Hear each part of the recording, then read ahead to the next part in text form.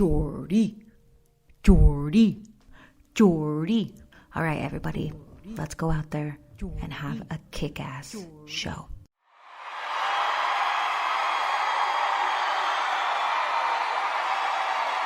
Bow, wow, wow, wow,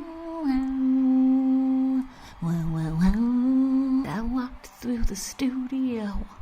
The air was cold, but something about it felt like home somehow. And I left my dress there in your green room, and you've still got it hanging up even now.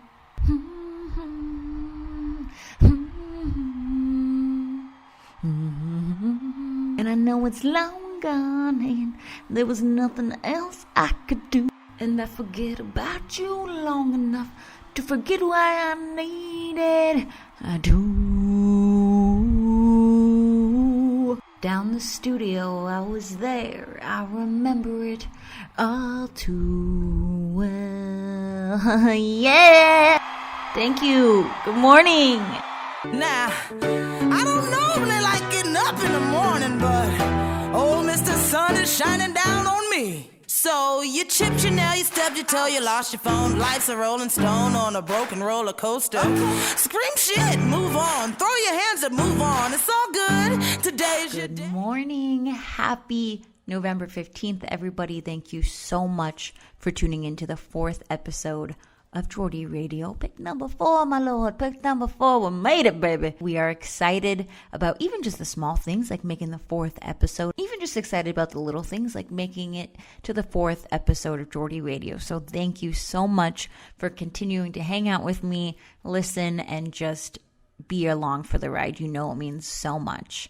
We have a great show for you today. No matter where you're listening from, I think you can get some insight out of today. Before we dive into this phenomenal interview with a dear friend of mine, future Dr. Molly Maloney, it's time to, you know what time it is, baby. It's time to start the day the right way. La-da-da-da-da-da, it's the most important meal of the day, and I'm serving it up Jordy's way. Now, today's recipe is truly a homemade hit. Not everyone realizes, you can make today's breakfast right here in the comfort of your own home, baby. That's what we all want. That's what we all need. No need to call DoorDash, okay? Delete the app, because it's Jordy bringing the breakfast this morning. What we have for you, this is so freaking good. We've perfected it. We've made it so many times now that we truly have perfected this at home. So it's amazing. Without further ado, I want to introduce my really, really good friend. Ooh, I love you. The breakfast burrito.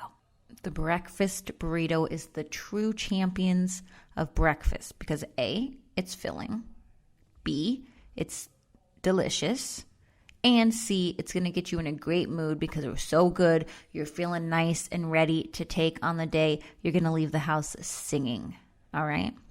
This is what you're going to need, and this makes it for at least 2 people, no more than 3 though, so adjust accordingly, okay? You are going to need 5 eggs, 1 large sweet potato or potato of your choice, 1 onion, white or yellow. The meat of your choice, I suggest sausage, but sometimes we have bacon, hey, and the tortillas of your choice. And now don't forget that you're also going to want, the toppings, baby. That's the best part. I would suggest something like salsa. I usually put green verde on mine, guacamole, avocado, some sour cream. Just get sassy with it. Put whatever toppings on that your heart desires, okay? So first, cut up your potato and a bit of onion. Get that nice and sizzle with the olive oil or butter on the stovetop. And just know that's probably going to take about 20 to 25 minutes to cook if you're cooking it at a low to medium, which is what you want. So while those taters are cooking, you're going to want to also cook your meat around the same time. So get that going. And then when you realize there's probably about 9 to 10 minutes left for the potatoes, that's when you can start to get your eggs out. Again, every freaking time, white or brown, we take all eggs here, okay? Crack them, scramble them. When you're done scrambling them, by that time, the meat and the sausage will be ready. Get everything nice and together like a nice little buffet, baby. Then, this is the order that I layer, but not everyone has to layer this way. Tortilla, obviously. I do my avocado / guac on that layer as well, I layer the eggs, then I layer the potatoes, then I layer the meat, and then my green salsa. And bada bing, bada boom. You'll never be the same. Cut from the same fabric as Zeus's toga thing. You got the power of a god, and baby girl, that lightning stings. Right. Fucking A. All right. 3, 2, 1. All right, everybody. I'm sitting down with actually one of my favorite people who we don't chat all the time, but when we do chat, you know it's just a good freaking time, good conversation. So that's why I wanted to have Molly on. I've known her for about 11 years. We met in high school and then fortunately went to college together. And now we're sitting here today a little bit more grown than we were back then. She is pursuing this career that she's the only one that I know doing this. And that's why I wanted to have her on Jordy Radio, because it's just so fascinating to me in a lot of different ways. So welcome, everybody, Molly Maloney. Hi, Mol. Hi, Jordy. How are you today? I am doing so well. I'm so happy Yeah. to be here. Yeah, I'm very thankful that you're here. And thank you for taking time out of your day. I appreciate it. absolutely. This is my favorite topic. So any excuse Yeah. to talk about it is good. Yeah. Okay. So like I said, she's studying to be a clinical psychologist. Mol, can you tell us where you're studying and what the program is? So I'm in my third year of my doctoral program at Midwestern University. Okay. For my degree, I'm in an accelerated program. So we do 3 years of class and then I'm off to internship next year, which is kind of like medical residency. You go somewhere random in the country, do your thing, get trained, and then I will be finally licensed. Wow. So we'll be saying Dr. Molly Maloney. Oh my God, no. But Yes. actually, with what I want to do specifically, I think there's another 8 months of training. for Okay. Psychedelic stuff, but Okay. yeah, we'll get into it. Cool. Okay. So can you just walk us through, I obviously know where you're from, but tell us a little bit about your background and lead us up to the point where you were like, I think I want to be a clinical psychologist. Okay, well, I actually didn't decide until 5 days before I was supposed to take the MCAT. I was Okay, on wow. the med school track my whole life. So Yes, I remember that. Okay. which thank God I would have not. Thank God. So it's a good. Oh my gosh. But oh my gosh, everything leading up to it. I feel like my whole life has led me up to this because it's I don't know how I want to say this. The role of the person who can hold space for other people and be with them in their pain. Sure. That's always been something that I've really been drawn to and that I've embodied in all my relationships, whether that be friendships, family relationships, whatever. So it felt very natural. I was surprised I didn't think about it before because I was like, wait, duh. You're like, come on. You've been doing this your whole life. Now you're just going to get paid for it. Right. That's the goal, right? Something Yeah, that you love. And then, yep. Okay. So I'm just going to keep doing what I've been doing. Yep. No, it's a little more knowledge now. Okay. So, obviously we knew each other in high school. We went to college together. Mm-hmm. You were still on the med track in college. Yes, I was studying bio and psych, and actually, do you want the full story of Yeah, give us the full story, Oh dude. my God. Okay. So the whole, and I think no one talks about this, but I think you would find this to be common amongst most psychologists. No one goes in to help people. Sure. There's usually some kind of personal motivation. And Gotcha. my personal motivation that I was super mentally ill. So I was like, I'm just going to figure my own shit out and then do this. Great. So the reason I was a psych major in college was also because I wanted to figure my own stuff out. Yep. Cool. Was not open to asking for help. I was like, I got this. This is fine. Sure. Nothing I do works, but it's fine. I got it. I'm thriving. I need to read more books, then I'll figure it out. But actually that is what happened. So yeah. Okay. So we graduated in 2016. I'm like, oh God, help us. Our 10-year reunion is this. I can't, Molly. No. Okay. So we graduated from Carroll and then you went to Denver. Tell us about Denver. Yeah, well, actually, after Carroll, I went to Billings and I worked for a year at this residential treatment facility, which means people live there, and it was for teenagers. Okay. And so super mentally, not super, yeah, pretty severely mentally ill teenagers. Sure. And like teenagers already are a very special group. It's of fucking people. hard. They got a lot of Mhm. emotions. It's a very hard time to go through. Yeah, So yep. there was all at baseline it was a lot, but we were like super understaffed, and I Mm, did not know enough to be like in charge of 5 children's lives. got you. Like, what does that mean, in charge of? So outside of an hour, I think they had, I don't remember how frequently they had stuff, but they had like a couple hours of stuff per day. But then outside of that, the people like me, the behavioral health techs.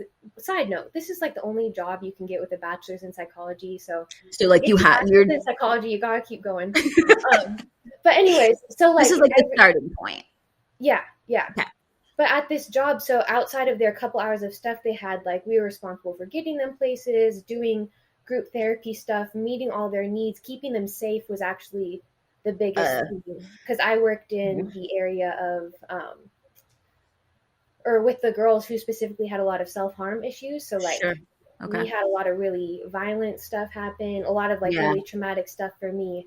And I was Yeah, like I'm already sure. traumatized coming into this job. So I was like, fuck, Wow.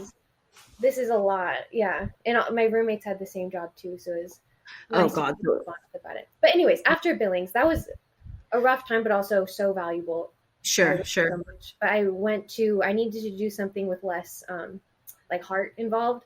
So I went Yeah. to be a research assistant at the University of Colorado Med School. Okay. And there I was doing head and neck cancer. I wasn't doing it. I was assisting with head and neck cancer research. And it was fun because I got to interact with a lot of patients and like get their tongue chunks from surgery and take them to the lab and do lab stuff to them. Whoa. It was a lot of fun. And I was there for 2 years.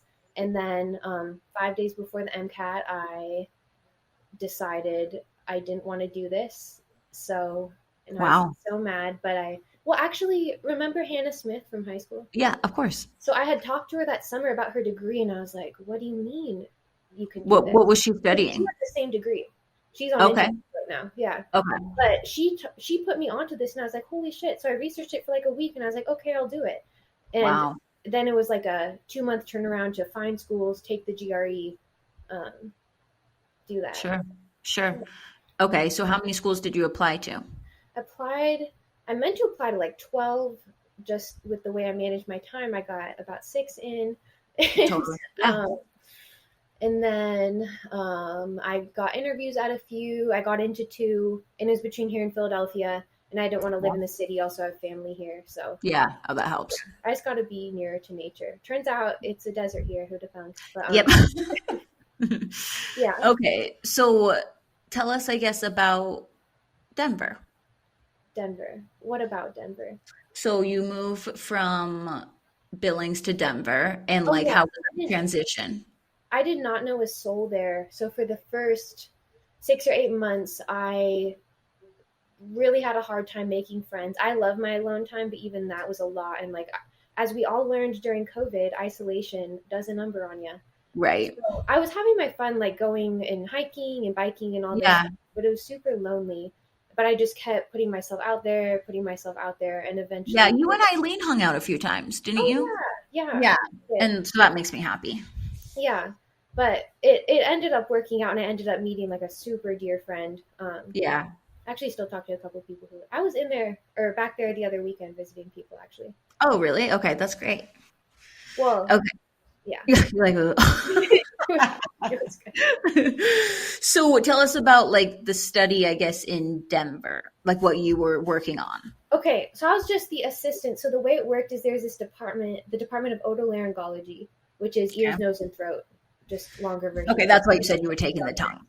Yeah, they were like, I had to practice it so many times before the interview, but there were like 10 of them, and then they pooled their funds to employ a couple assistants. So I was like assisting on, I think, like 40 studies, but not a lot of them required a lot of work.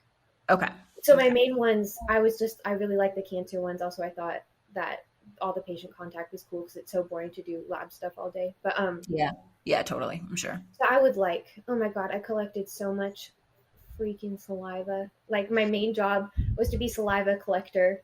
As I like lick my lips, I'm like, Yeah. Very glamorous. Yeah. But there's also a lot of like research writing. I can't do stats. I tried to do stats, lots of like medical charting, just like all the damn paperwork. yeah. that goes into it. Yeah. But it was also super fun because you just got to like get to know the medical residents too. There's like it's a huge med school. So just being in that environment, you feel like special and smart because you're like, Totally. You are smart. Oh, How do you like, what did you take away from Billings and then your Denver experience that made you feel like you were ready to apply to like be a clinical psychologist? oh geez, I did not feel ready to apply, but I don't get anywhere if I wait till I'm ready. So I just I can dive in. I just know I can tolerate failure and like tolerate the emotions that come with that, which comes with practice. So like diving into something isn't a big deal because I trust myself to not. Right. Well, I mean, I do spiral, but no, don't. I trust myself. Yeah. So, what did I take away from Billings? I took away that I needed to get a higher degree because I just didn't have. I also learned a lot about just like my limitations. Because I always like want to say yes and always want to take more things on, but learning like when you literally have nothing left to give. It's not good for anybody. Is important. Yeah. Because I think all of our dynamics have such a weird balance between giving and receiving. And if you get too out of balance, things can really go sideways for you for a long amount of time. So like, learning the balance of that was a big thing. And all right. Go ahead. Oh, what did I take away from Denver? Okay, it was so cool because you got to go. I mean, we mostly went around for the free lunches, but there were like amazing talks and grand rounds all day. So I went to psychiatry grand rounds every week. And so I learned like, oh my gosh, I have to do this. Like getting to work with these people and talk to them seems like the best thing ever. Why was I not thinking of being a psychologist at the time? Because I don't care about a person's chemical experience. I want to talk to them. Totally. I figured it out eventually. Also, I just had like 2 bad psychiatrists in a row. So I was like, yeah, that would maybe, that makes sense. Yeah. So you get into school and, like, what were you telling your, like, did you know, I know right now, you know what you want to do, like with your life. Did you know when you were applying to go to school, what like specialty and all of those things you wanted to get into? No, kind of. I went in and I knew I wanted to do trauma work. I was really interested in like the deep work because I feel like and I had been in therapy for a long amount of time. So I like kind of understood the different modalities and like how it was used. So I knew that like a lot of like the Western medical model type of therapy treat the symptoms, but they don't treat the cause. And I really hated that. And also I just didn't like the rhetoric of therapy of like assuming things are good or bad or that you can control your thoughts or trying to control your thoughts or emotions. Like there's another way. It's a way. Way. We should talk about that. But Yep. Yeah. So I knew when I went in that I wanted to do trauma work because I viewed it as really deep work and you're looking at the cause. And I think that anyone can do trauma work. We all carry patterns from our childhood. So I knew I wanted to do that, but I was also really ungrounded when school started because I just ended a really long relationship. Like right when school started. So I was like in a new place, didn't know a single person, was just belligerently sad. Sorry. Oh, thank you. Yeah, it worked out for the best. It really did. But perspective. Yeah, but I think because it was so stressful, I ended up going into the experience that showed me what I wanted to do with a really open mind because I felt like desperate for solutions. And now I have a different relationship to like conceptualizing my experience as a problem that needs a solution. But yeah, so I went in wanting to do trauma work. A little bit of interest in sex psychology just because I think it's fun. And I ended up getting really into that over the course of the program. And now I applied to a couple in sex psych internships. So that's exciting. But that's okay. Wait. Okay. Like we have to talk about. Okay, we'll get to that like near the end when we're talking about you now. Okay. Goodness. Okay. So you knew you wanted to get into a few of these different things, but you weren't quite sure. So you got in. Okay. I got in. Everyone's telling us at the start, like, your mind will change 100 times. Don't get tied to anything. But I was like, you are wrong. Right. Okay. And I was right. I stuck to my stuff. But even so there are over like 200 different types of therapy. Okay. And you can, there's like a couple main big ones, but you kind of choose what is your own theoretical orientation. So the way you look at people, the way you treat them, the way you look at their problems, that sort of thing. So I found mine right away. It's this mindfulness-based therapy called acceptance and commitment therapy. It's super cool. It involves one, radical acceptance of your experience, so not labeling anything as good or bad. It just is. I love that. And it involves, for so many people, when they go into therapy, they think, oh, I need to control my emotions. I need to feel different emotions. I need to control my thoughts. Like, just think different, just think positive. That shit doesn't work. Like, your emotions and your thoughts will continue to be randomly generated forever. You cannot control them. So with ACT, you don't have to fight them. You just change your relationship, like how you relate to them. And it's very based on a lot of like Eastern tradition of meditation, where you kind of take on this role of the observing self to your experience. So you're the one noticing your thoughts and emotions, but you are not them. And with that space that you create, you can have more room to like make a decision to act in line with your values. And I love it because it depathologizes your experience. Like, there's nothing bad, there's no problems, like all of it's important. Even if you look to nature, like everything is imperfect in nature. There are cracks in the surface of the earth, right? Stuff all over them. I'm being not I get it. But there are imperfections all through nature. Not like you aren't exempt from that. You're a part of nature. This applies to your experience. So like, not conceptualizing anything as a problem. It's you've evolved to feel this, even if it's not adaptive for you right now, which with most mental health conditions, like it's not adaptive. Like you can work with it when you don't view it as good or bad. It just is. Right. It just is. I like that. And that's actually one of the biggest, it's super cool because it doesn't just apply to mental health stuff. Like it works really well with chronic pain too, and a lot of like terminal diagnoses. Okay. The acceptance work. So everything. I love what I found. So then I guess tell us like what kind of classes you've taken over your 3 years so far, and like what you've liked, I guess, or like what's the school like been like for this? Oh yeah. Okay. So the difference between a doctorate and a master's in psychology, in any psychology field, is that a person with a doctorate can do both therapy and assessment. Okay, cool. And master's level clinicians can provide the assessments, but they can't like do the diagnosing reports, or they can do therapy, but they can't do assessment. Gotcha. So anyway, okay. My classes have been in both therapy and assessment.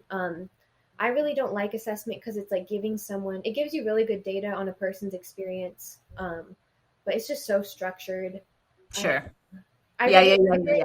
So right now I actually have a clinical rotation where I'm doing neuropsych assessments for the government, like for. Lovely, cool. My supervisor is incredible, so I love it. She's incredible, but the work is not for me, because it's like when someone applies for a disability with a reason that might cause a neuropsych eval, we do interesting. For like 3-4 hours of testing. So yeah. Oh wow. Okay, that's a lot. It's interesting when there are fakers. Also, I have a lot of moral objections to working for the government and like gatekeeping resources from people. Like you're saying that goes on, huh?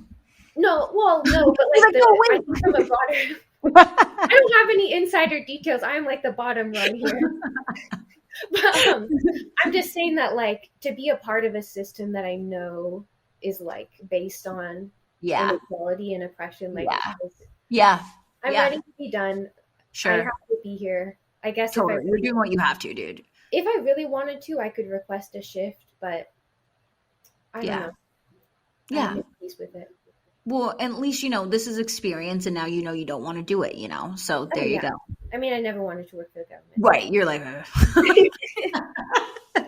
you're like, well, that's a different topic. But oh my gosh, I never realized that like you could have bosses that were good and like that you like and that you would be working for. My mind is blown. It's incredible. That sounds nice. It sounds really nice, actually. Yeah. Okay, so now you're in your third year. Yeah. So tell us about your classes. You asked about the classes. Yeah. Okay. So we've taken classes on like how to provide different kinds of therapy. The main 3 ones are psychodynamic, which is like rooted in Freudian stuff. Childhood events create patterns in your future. The general concepts are super cool. There's cognitive behavioral therapy, which I hate with all my heart. It's okay. Tell me why you do. Okay, it's one of. I think when done masterfully, you can get to the root cause, but it's one of those just treating the symptoms. And I don't want to say that anyone has benefited from CBT, like your healing is less good or less profound.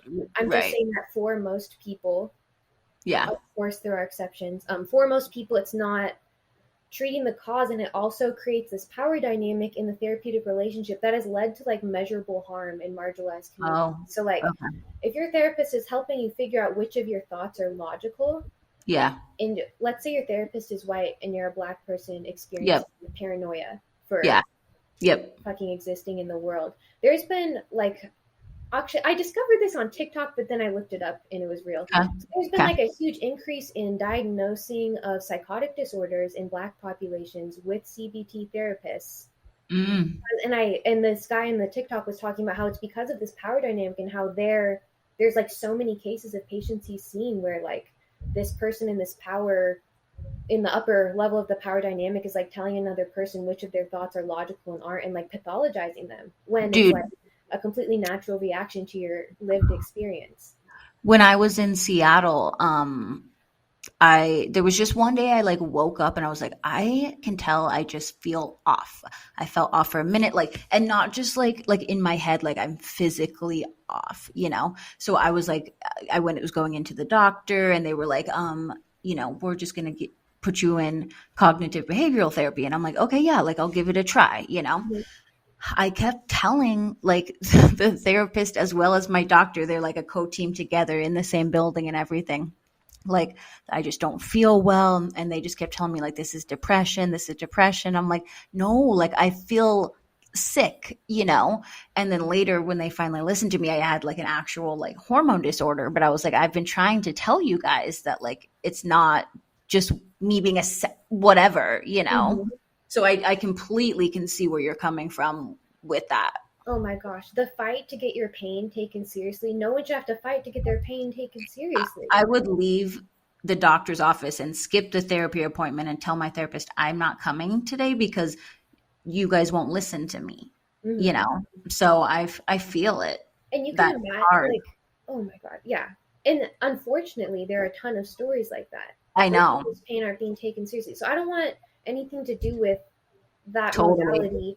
And also, I think the whole point is like guiding people back to their intuition, to the intelligence of their body, and like that sort of thing. So you can't tell anyone how to think or what to do. Like that's not, no amount of school makes you able to do that, except for, I don't know. I don't like the pedestal of it. And what is the other thing I hate about CPT?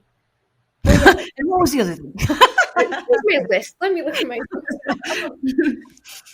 yeah, it's just such surface level work, and I think that to really like do well and really connect with people, you need to be like actively engaging with your own emotional work. Yeah, and it's pretty easy to do CBT because it's super formulaic and structured. You just apply the template to anyone, no matter if it.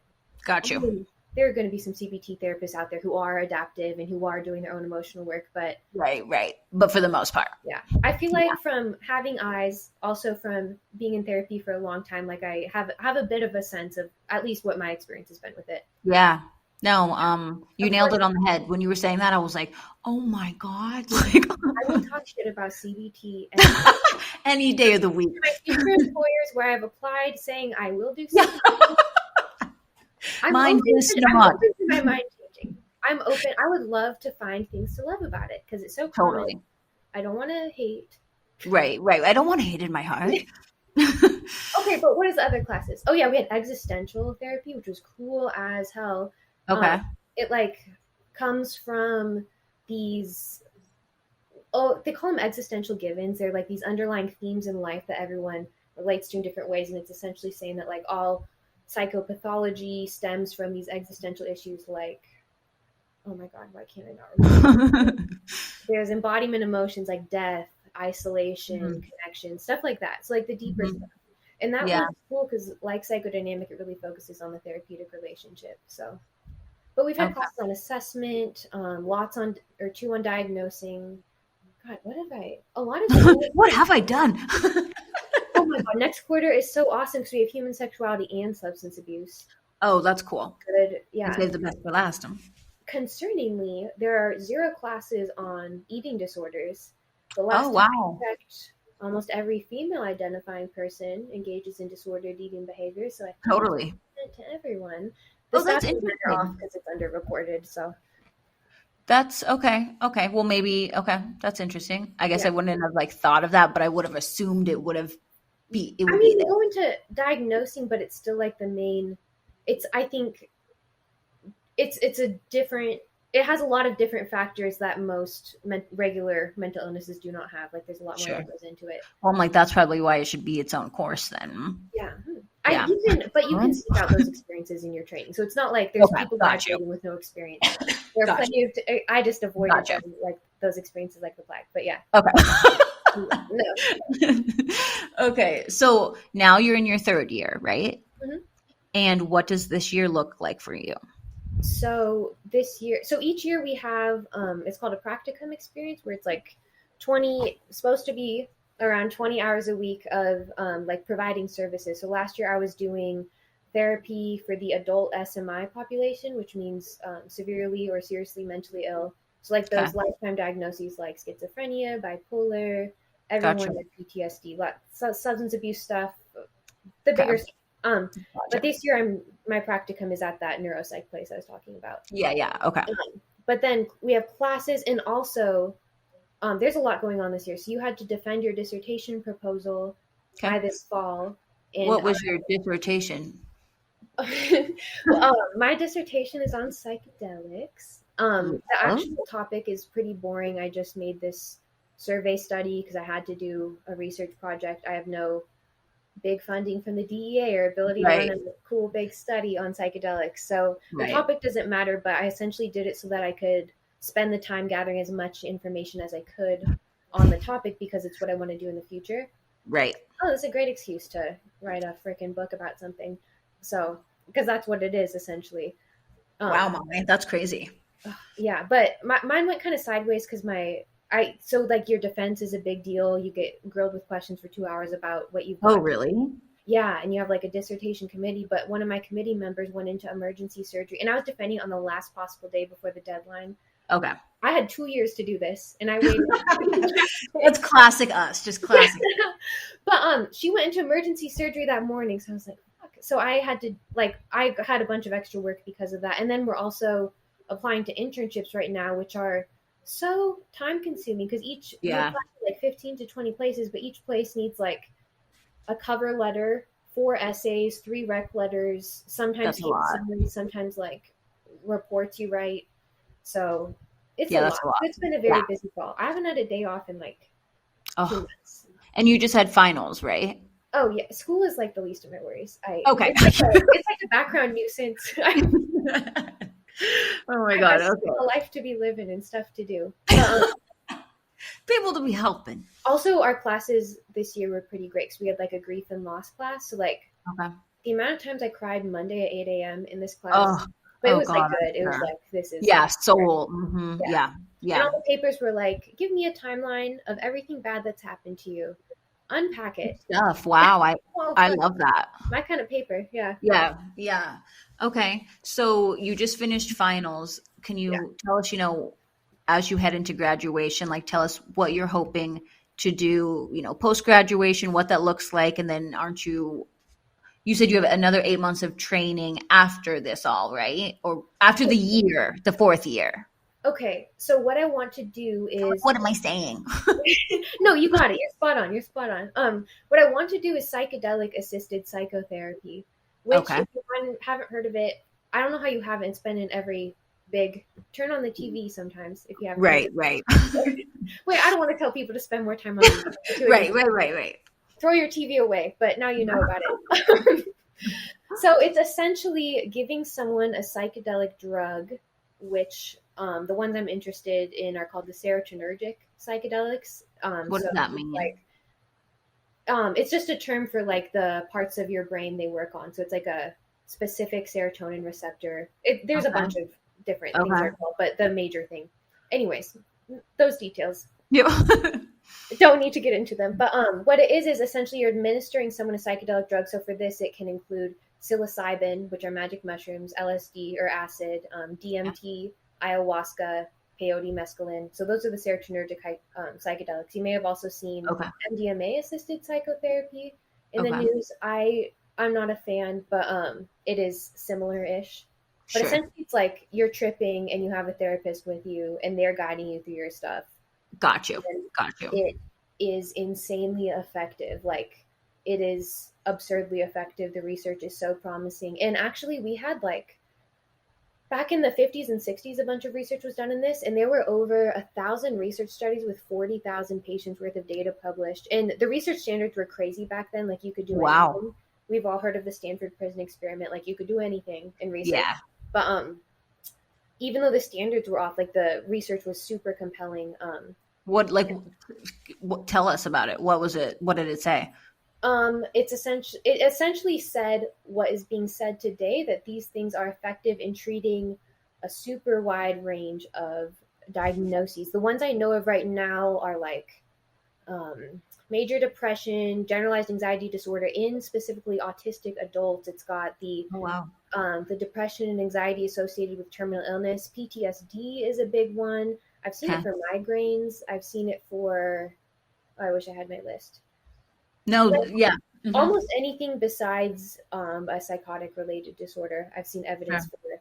And well, do you want to know how it works? Yeah, of course. Okay.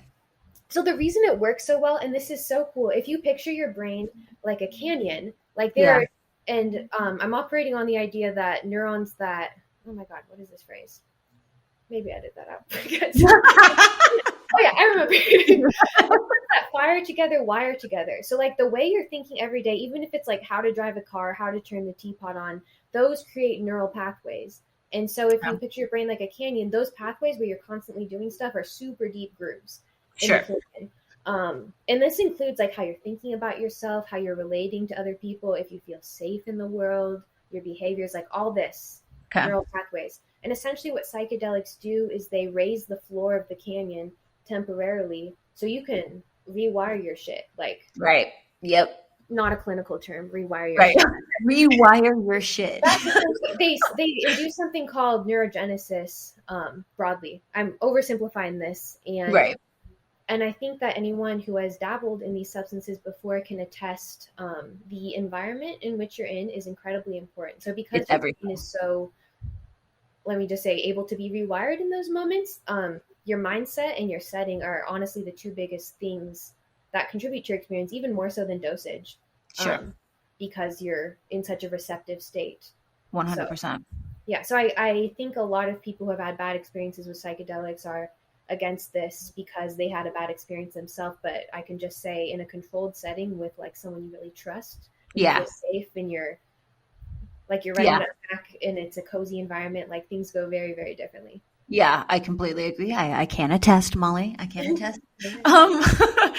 Okay, so. Oh, wait, you asked me about, God, I'm getting so sidetracked. You asked me about the path to get there, though. Yes. Okay, so after this, I have a year of internship, and then I can be licensed. So your fourth year is the internship. Yeah. For most people, it's their fifth year. But yes, you did the accelerated. Of course you did, Angel. Oh, my God. Yeah, no summers off, that's a big deal. Oh, my God. Actually, it wasn't that bad. I would be mad if past me was looking at current me saying this, I would be mad. So. I feel like future you is going to thank you.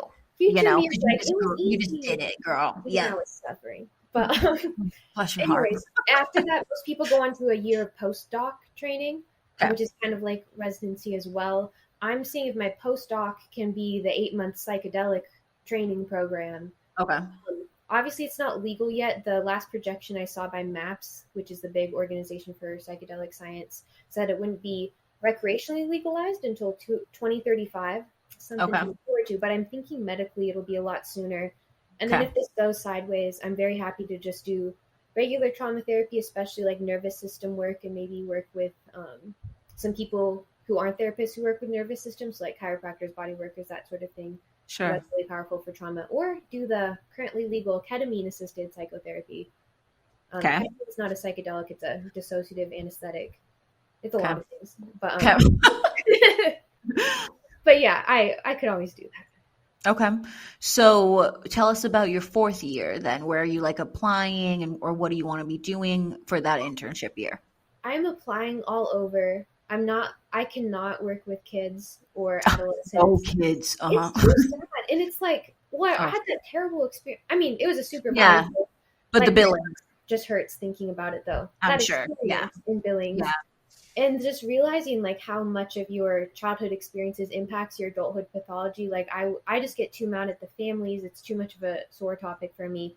Kids got are you. just so vulnerable. Like Yeah, I would be mad all day if I worked with kids. got So, you. Okay. but adults, and like you make your own choices. Yeah. You can do more. Fend for yourself in this world. Yeah. Oh my I got God. lost from the question again. No. Okay, so tell us about what you want to do next year. I know Oh, early. yeah. Okay. Yep. So the places I'm applying, I applied to a pretty wide range of places. I really love working with the SMI population. I feel like some of my favorite people were my patients last year. And so, For people who don't know what that means, what does that mean? so the serious or severely mentally ill. So, Okay. and actually, I believe, actually, no, I'm wrong about that. Okay, so it's diagnoses such as schizophrenia, schizoaffective disorder, bipolar 1 disorder, just super severe mental illness, the chronic Sure. lifetime conditions. Okay. I mean, they don't have to be chronic or lifetime, but Right. that's another conversation. Okay. So I applied to a bunch of places like that. Some of them are like inpatient psych units in Brooklyn. Cool. And Queens. How Okay, wow. one of them's, oh my God, one of them's like emergency interventions in LA. Oh, wow. Okay. The thing said I would get to ride around in the emergency vehicle and like, I'm sure you'd see some shit. oh yeah. And I just love I don't love that someone is in pain, but I love the Right. thrill of the crisis. Totally. So, It's like a they- rush, I'm sure. I did read this thing the other day. So I have ADD, and that people with ADD are more likely to be like ER docs or like working in Oh, crisis or something like that. Amazing. Yeah. Okay. I feel like it makes My sense. reward system is so broken. I like need. That's real. No, amazing. but some of them are like university counseling centers. The top one I applied to was a sex psych specialty at the University of Colorado Boulder. Okay. One, because I would love to live in Boulder. Yeah, Two, there's beautiful. evidently a really strong underground psychedelic community there. So I Okay. want to see what that's about. And then sex psych has been a thing for me in my career and like in the things I've been involved with during school. So Sure. Yeah. All right. So in terms of this Boulder underground, like if you want to continue to pursue what you think you want to pursue, like how does that work if it's not legal? So I don't want to take the risk of doing it illegally, so I will Right. not be. But Okay.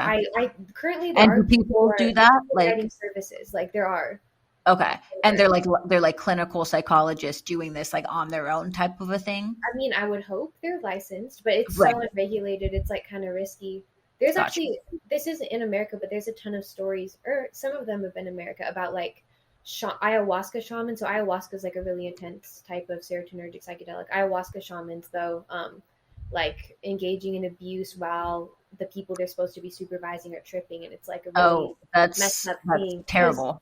When you are going to see someone who's not regulated by a licensing board, I think the licensing board has a lot of problems, and it's not like a structure that I'm devoted to, but Sure. it's sure. there for a reason. So when it's Right. unregulated, it's there's a lot of sketchy stuff that can happen. And I know there's a lot of great practitioners out there doing great work, but Right. I'm sticking to the straight and narrow. I'll just do my trauma therapy until it's time. Totally. The time is coming. I have 100% faith in that. So, I mean, I kind of told you earlier, we both have people in our lives who think I'm crazy for maybe having, an experience of dabbling in, mushrooms. There we go.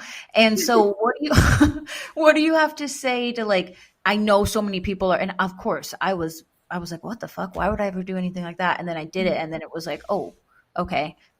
And of course I say that with is this an experience that I have only done a handful of times but really have truly benefited from. So what do you have to say to the skeptics out there? That's what I want to ask. Oh my gosh. I mean, obviously I encounter skeptics all the time. Right. Same. Number one, not trying to force the experience on them. Right. I'm going to see you, but just for those of you who don't know, who are skeptics, like what a mushroom experience typically entails, most people report having feelings like being one with all things, being merged. I'm sorry, I'm not trying to laugh. The boundaries of yourself essentially dissolve. it's really great to be in nature in these times because it's like, wow, I'm a part of nature. I'm not separate from it. So you feel this really deep sense of love and sense of connection. Most people feel a certain amount of awe. Yes. What else do they feel? It's like really resonant with what goes down in like non-dualistic religion. So like, essentially the boundaries of the self-dissolving, all-encompassing love. Most people who take them don't report it feeling like a high or like they're fucked up or anything like that. It's more of like I would describe it as like you take it and then you are so present. It's like hyper presence. Yeah. Yep. So it's not like party drugs. I mean, I get that people take them at parties, but it's not like a party drug where you're like making decisions that you wouldn't normally, although you're probably having conversations and doing stuff you wouldn't normally do. It's like you're reduced to your purest self, like this, your essence qualities are what come out. So knowing that, moving on to the skeptics, there are many, many ways to actually get to those feelings and experiences that don't involve drugs. I think that most of us were raised, not directly because of when most of us were born, but there's a ton of anti-psychedelic propaganda that began in the 60s and 70s with the war on drugs. There are so many conspiracy theories about the war on drugs that aren't conspiracy theories at all. I was like citing CIA documents in my dissertation about it, but anyways, there's a lot of like old propaganda about labeling all drugs as bad. We see that they're Schedule 1 substances. But when you look into why they were made to be Schedule 1 substances, there's no real reason. There was 40,000 patients worth of data saying they had medical use. And like, yeah, we can talk about the difference in research standards, but 40,000 with, I think there were actually, I'm sure about this. There were 0 serious adverse effects or deaths as a result of someone being administered psychedelics in research. The only death found was in a government experiment with psychedelics where the person was given a ton of LSD without their knowledge. Oh, that's terrible. Yeah. So the government doing whatever they want to do. Yeah, right. It was actual research. There are no big risks. And I think that if you're curious about it, it's great to ask someone about it because the risks are so low. Now, if you have a family history of anyone with a psychotic disorder, or if you have a predisposition to inherit a bipolar disorder, there are more risks. But for most people, there are very low risks. So just understanding the risks, how you've been taught about them, and understanding what it feels like and why you would do it. And if you're interested, but you're like, I don't want to take a drug, there's so many paths there with meditation, breath work, cold training. Like there are many paths to the same truth.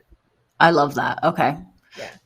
So can you tell us about, because I was thinking about you pretty much the whole time that I watched 9 Perfect Strangers. Oh my God. Did many people tell you that?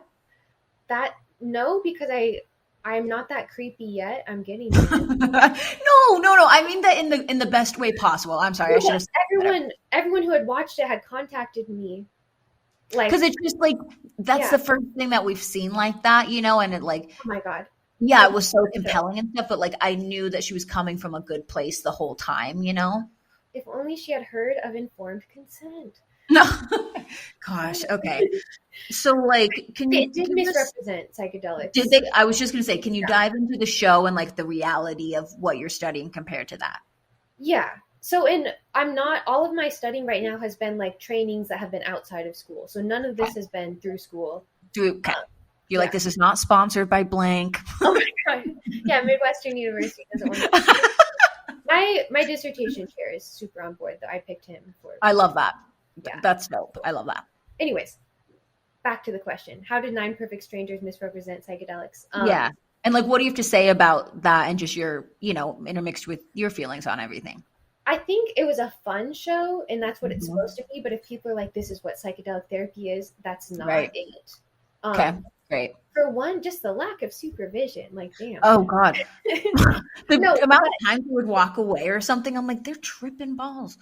Yeah. Okay. So number one, you are fully knowing what you are opting into when you go through the official means with this. There's no question. There's no uncertainty of what you're going into. You're not like, what's in my cup? Yeah. It's not a secret. And the people guiding you are answering all your questions. If you're feeling anxious, they back off. Like you enter into that journey together. It's like a bond of trust. You go in together. I didn't see a lot of that in 9 Perfect Strangers. Also, it's really hard to represent what most people describe the visual and sensory distortions are like. Okay.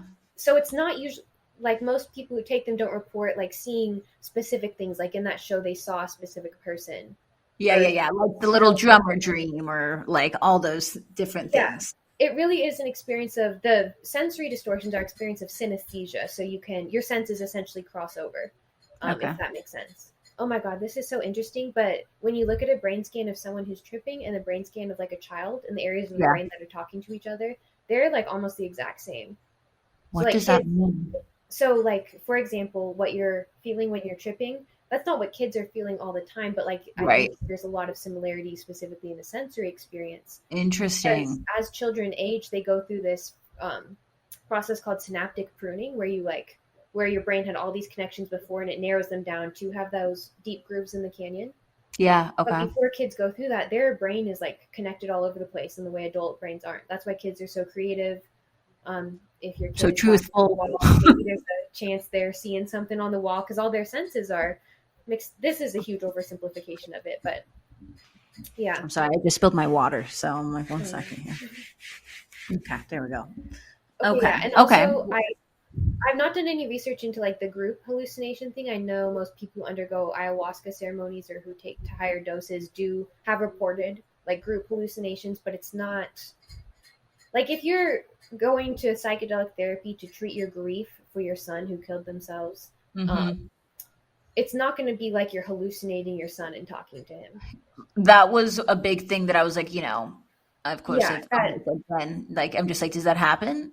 Like, I don't know much was about that just ayahuasca. The storyline of like the show of like Masha seeing, am I saying Masha? I'm like, of her seeing her daughter, like, was that that's not a real step in life you can get to? Do I sound so silly for thinking that? No, not at all. Not silly at all. But, and I don't want to speak for everyone because like, just because it's not been recorded in research or whatever doesn't mean it's not real and someone hasn't experienced that. But in general, that's not how it goes. Okay. You're not like seeing discrete objects be hallucinated. 100%. It's like it's like everything mashes together.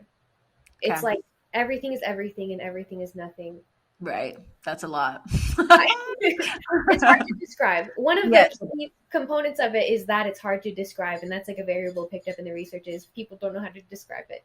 That's serious. Like I was literally trying to explain it to my boyfriend last night and I stumbled upon it because I was just like, I don't know what to say. It's just like a feeling, Yeah, exactly. I sound like a goddamn crazy person. Not at all. And I think that you'll find, recreational use is growing quite a bit, but also like this is growing in the realm of business. There are a ton of psychedelic startups. There are magazines about it. If you are curious about this, go check out Double Blind because I think they're a fun research a fun magazine to like get research about psychedelics for the lay person who doesn't want to read a research study. Gotcha. Right. I don't even want to read a research study. Same. Right. Who wants to read a research study? Right. Yeah. Okay. Well, this is like I said earlier, Molly, like you are the only one I know who's even A, open to talking about this, and B, you're actually like, you're studying this, which is so, again, just fascinating to me. You're like, I'm just proud of you, because it's like, I wouldn't have thought of this for you in high school, but now that we're here, I'm like, this is meant to be. This is perfect. Thank you. I feel like it just makes sense based on who I am. I completely agree. Yeah, it's good. It's even just regular therapy just feels like it just makes sense. Yeah. I wish I could transform that into something that's like helpful for other people and how to find what just makes sense. Right. And I think for most people, it's not something you can earn money from. Right. But we got to work. Well, we do. We got to pay the bills, unfortunately. So I'm still trying to figure out how to distill that down into something to like give to other people.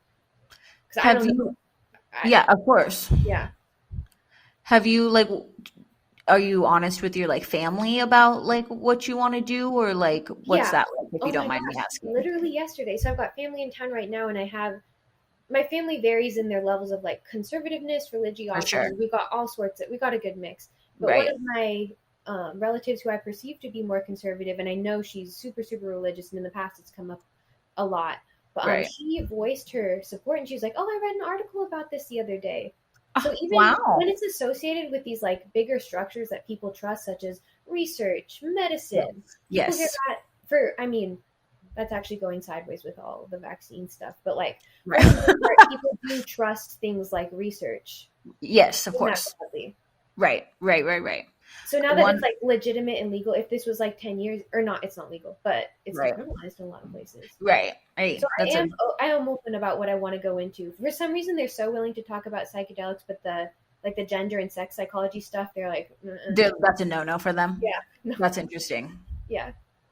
Okay, so I mean, can you tell us like big picture, just what are your life goals for being a clinical psychologist, I guess? Because again, you're the only one I know on this cool path, and like you are going to help so many people. Like, just what do you want to get from it all?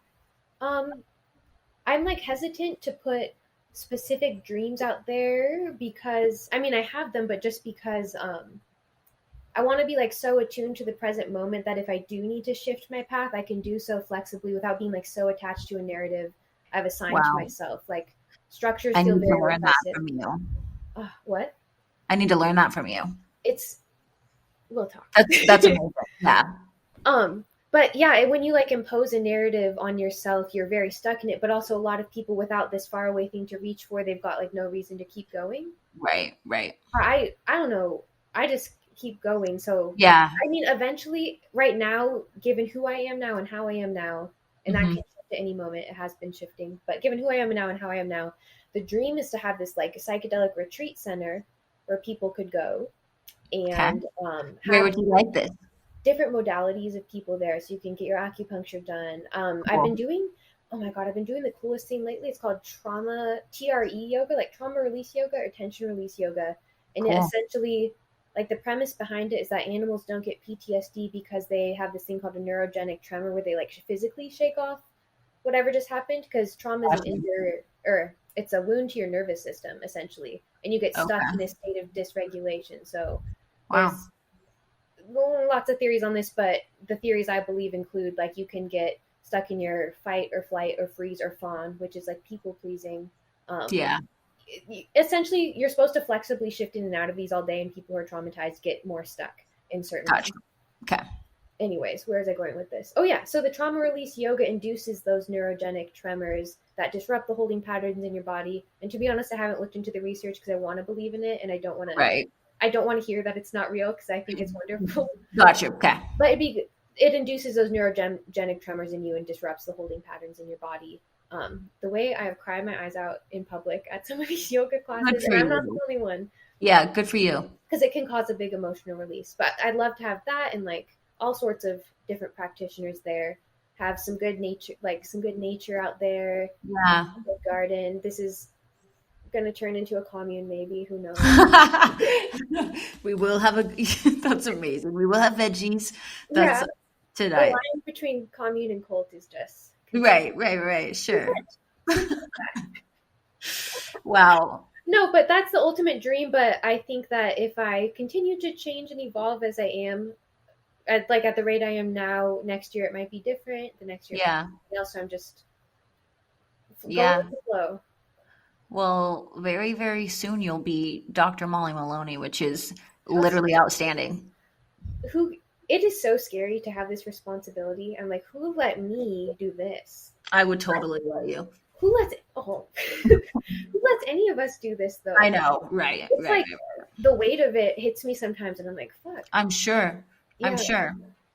But that's, like I said earlier, that's kind of beautiful though, because it's like you feel confident, and I can like tell that you're like good at what you do, Molly. And then at the other part, it is a big responsibility, but you totally got it in the bag. Thank you. I think that I'm still learning. I'll say still learning, like how to navigate the professional world and like go by the official structure stuff. But the thing I do know for sure is that I'm good at therapy. Yeah. And I'm doing therapy. Like all the stuff that's around it, got a lot to learn. Sure. Even like in the places I'm applying, I didn't know how to translate that into like essays. Yeah. But I got confidence in my therapeutic ability. So I'll get where I'm going. I'll figure it out. 100%. Well, Molly, we're rooting for you. Will you keep me updated on just like the, I almost said commune. on the plans for the future and just like everything that you're doing, because I it's absolutely will. amazing. Yeah. Oh my I'm gosh, the second so proud I'm of you. licensed in doing this, I want everyone to. We can do like a live podcast there if you want. Oh my god, yeah. You'll see me doing exactly what Masha's doing. Yep, exactly. Oh wait, another thing they got wrong. I don't know why I started this. You won't feel like this psychedelics if you take them multiple days in a row. The reason that they're anti-addictive, one of the biggest things they're used for is addiction, is that you like don't feel the same effects multiple days in a row. I mean, obviously, you build up like a tolerance, or how does like you were there for like 10 days doing this, so like how does that work? I think that the people who have done it multiple days in a row have ascending doses, or they switch their substances. Got you. Like I think a lot of ayahuasca ceremonies are like 3 days. Okay. Oh wow.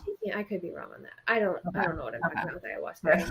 I did more research on the mushrooms and the LSD, but yeah. So the reason that they're anti-addictive is that they don't have the same effect multiple days. And Masha was just giving them whatever she was giving them multiple days. Right. Unless she was like tripling the dose. Totally. That's not scientific. Okay. Don't cite me on that. It was such a good show. If you have not seen it, you guys, you definitely should, because it's interesting and it's dramatic. It's just great. I bawled my eyes out several times. Yeah. I also love that they let Masha just be like a good psychotic female lead. Like I feel like women who are mentally ill in the media are often represented in a very narrow way. I completely agree. Archetypes. So she was like powerful and she was super not well, and like she was just that out loud. And that's normally a role that is reserved for men. Nicole Kidman's killing it.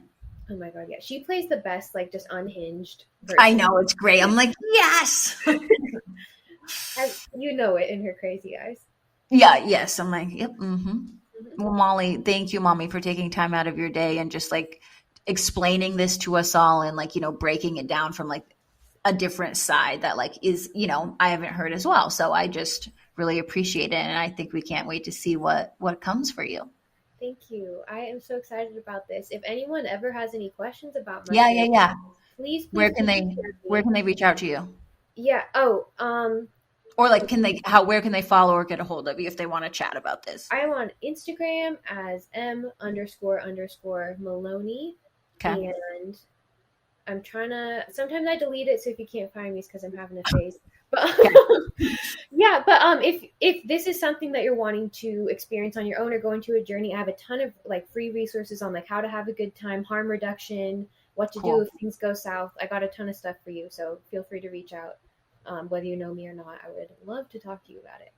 Amazing, Molly. Well, thank you so much for coming on the show. We'll talk to you soon. Thank you for having me. Now it is time for your new week wisdom.